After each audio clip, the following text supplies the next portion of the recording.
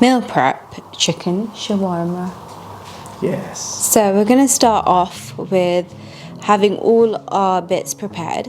So we've got 1 chopped onion, 6 cloves of garlic, 1 tablespoon of dried parsley, 1 tablespoon of red pepper flakes, 1 tablespoon of shawarma spices, 1 tablespoon of ras el hanout, and this is going to be the main base of flavors for our chicken shawarma. Then you're going to need some Greek yogurt or Greek style yogurt, and you're going to need some extra virgin olive oil. You're going to need some lemon slices. This is an optional add-in which you can use in between your chicken thighs. Put them in a layer, and you'll see what I mean when I start setting up. Now, the shawarma spices I don't make myself. I bought them from a local supermarket, a Arab supermarket, and they were about $1.19 each, and I've used them so many times, so you definitely get the most use out of them, and very cheap and cheerful. And then we got the chicken thighs from our local butcher, Tariq Halal Meats, and they cost about £5 for 1 kilo. Now remember, 1 kilo is going to serve you a lot of chicken, and chicken thigh is probably the most tastiest chicken part of chicken. It's the juiciest. Meat closest to the bone tends to be the tastiest. So we're going to start off with our Greek yogurt. You need about 1 cup of Greek yogurt. I just use my own, instincts to measure it out. You can add more or less, just a tiny bit. Then you add 2 tablespoons of extra virgin olive oil. 1, 2. Then you're going to just topple all your ingredients into this and just mix. Now you have to make sure that when you buy your spice mixes, you need to check whether they have salt in them or not. Now I've already checked these ones that I bought and they don't have salt, so I'm going to add about 1 tablespoon of salt for this because we don't have any, and obviously if you don't flavour your chicken with salt, it doesn't really taste good. Mix this in, and that's your mix done. You can just taste it because there's no meat in this yet. And it's got the perfect amount of salt. And just pop your chicken into this bowl.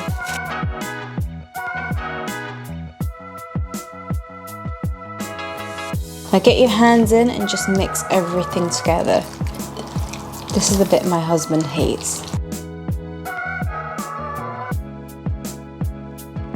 So once it's marinated, it looks like this, and you can keep it marinated in the fridge for like 30 minutes. And I'll show you how to layer it in a loaf tin. Now the loaf tin is key because it's what causes us to kind of cut it into the shawarma piece styles. So make sure you start with, greasing your tin.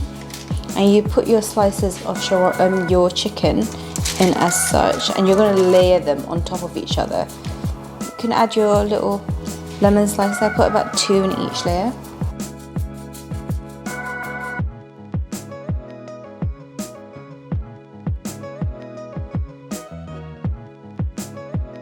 Now the reason why we use again yogurt is because it's such a great tenderizer. Okay. Now this looks really good from the offset, and all you have to do next is just make sure it marinates for about half an hour to like 2 hours if you want. So now it's out of the oven. It's been in the oven at 180 degrees Celsius for about 1 hour. Now you keep it in for that long so it's thoroughly cooked. You can't turn it because you need it in this loaf tin space. So yeah, I'm going to show you how we turn this into chicken shawarma. So you just lift it as so on the 2 sides, and you quickly transfer it here. So don't get rid of this juice. What you're going to do is when you cut it up, you're just going to pour this over your container just to keep it really tender and flavorful. It's really hot, so just be extra vigilant. So start cutting at the bottom. You see it's going to start falling apart. Now this is how it should look, as soft as this. and you want to cut it to these kind of sizes. So chicken strips. Basically. Yeah, like chicken strip style, like shawarma style basically.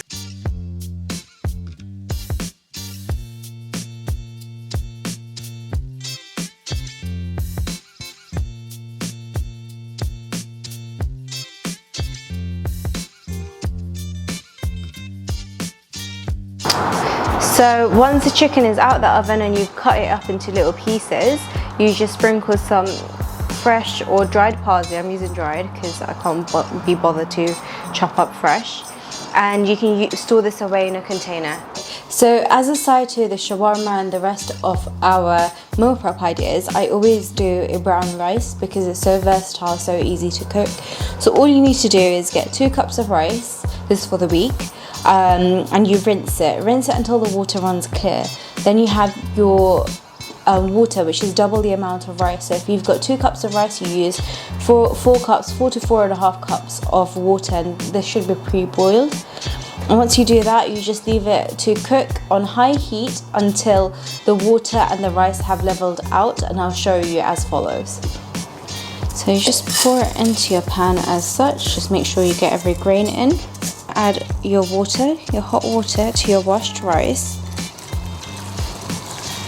Now, brown rice always takes a bit more time to cook, and you're just going to let that boil up again and get ready to cook. Once your rice is at this stage, just stir it a bit, just so you can fluff it out. And you can see it's mostly cooked, so you've just got a tiny bit of water left, and you just even it out and let it cook for the remainder time. And this is going to be just 5 more minutes at this stage. So for the next meal prep we're going to do is butternut squash stew. Ooh, it's popping. Don't pop. Where's the lid gone?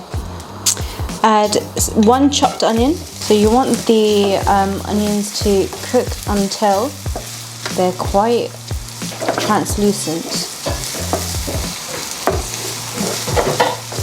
And then you add 1 tablespoon of chopped garlic, which is about like 3 or 4 cloves of garlic. Then you just add a tiny bit of chopped ginger, just like about less than half a teaspoon, because you don't need too much ginger. Ginger can be quite overpowering, but we want this to be a very nutritious and wholesome meal. I'm going to add about a teaspoon of turmeric, a teaspoon of cumin, a teaspoon of coriander powder, and just mix that all. It's really important to let the spices roast at this stage, or like cook, because otherwise you'll get a bit of a bitter taste. Now if you find that it's sticking, just add a tiny bit of water at this stage, and it's just to again allow the spices to cook. You'd be able to smell the bitterness. You know when raw spices have a bit of a bitter smell? Now once you've cooked it through, you should be able to no longer smell that raw spice smell, and that's a good sign, and you can move on to your next step. Then you add some fresh tomatoes. These are 3 medium tomatoes chopped up, and mix this well.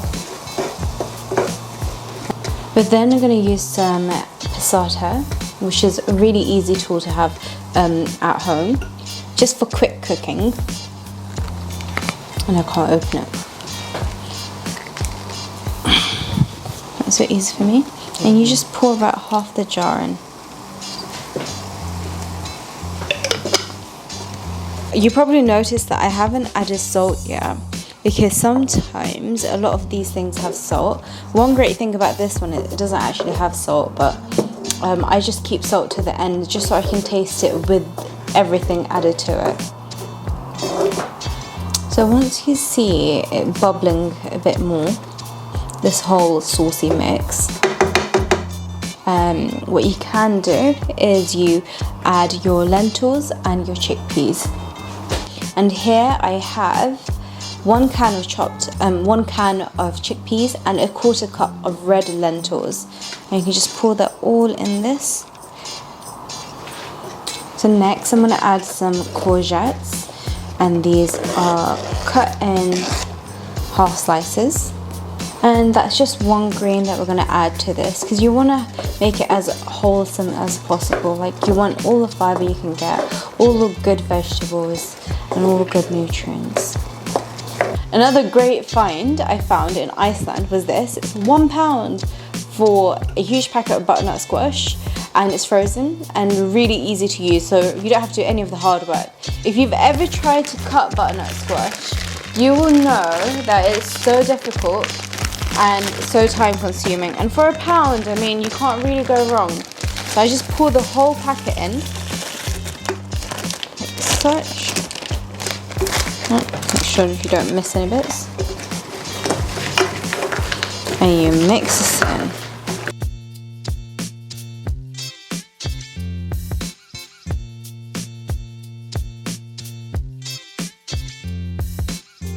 Now you not last completely, but second to last, or third to last, because I like adding herbs as well, is pepper. This is orange pepper. You can use red pepper, green pepper, whichever you'd like.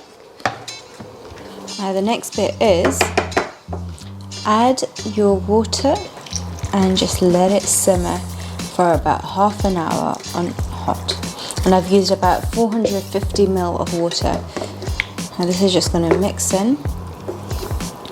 Some people can add stock at this stage, but I find that it's if the sauce itself is quite flavorful, you don't really need much. And afterwards, when we garnish it, we're going to add a few fresh herbs as well. Actually, it's also really good to add a few fresh herbs in the stewing stage, so I'm going to add a few fresh herbs. So just add your fresh herbs, and you just mix it in, and that should start bubbling as soon as the water heats up. So pop the lid on and let it cook for about 20 minutes, and then revisit. So this is the butternut squash stew with chickpeas and lentils all done. So gorgeous tasting. Now remember, I didn't actually add salt, and I said I'm going to add salt to taste. I did add salt to taste, I forgot to record it, but I only used about a teaspoon of salt. Now this is salt to taste, so to your preference. I wouldn't add too much because again, it can become quite salty. So add it again to your preference. I used 1 teaspoon. This you can use to accompany rice that we've cooked, as you've seen. Cauliflower rice, which I'll show you soon how to do. And pasta, if you want, you can just mix this in with pasta, drizzle a bit of olive oil, put it in, have it with some wrap, or just eat on its own. And it's a really good thing to have as meal prep during the week. That's our lunch meal prep done. Okay, so you got your chicken, rice, butternut squash stew with some tender stem broccoli and piadina olive oil flatbreads. Okay, so there are 2 ways you can do this. You can either prepare enough food for the whole week, or you can prepare enough to last you 2-3 days and then do a mini meal prep halfway throughout the week. That way the food will stay more fresh and tastier.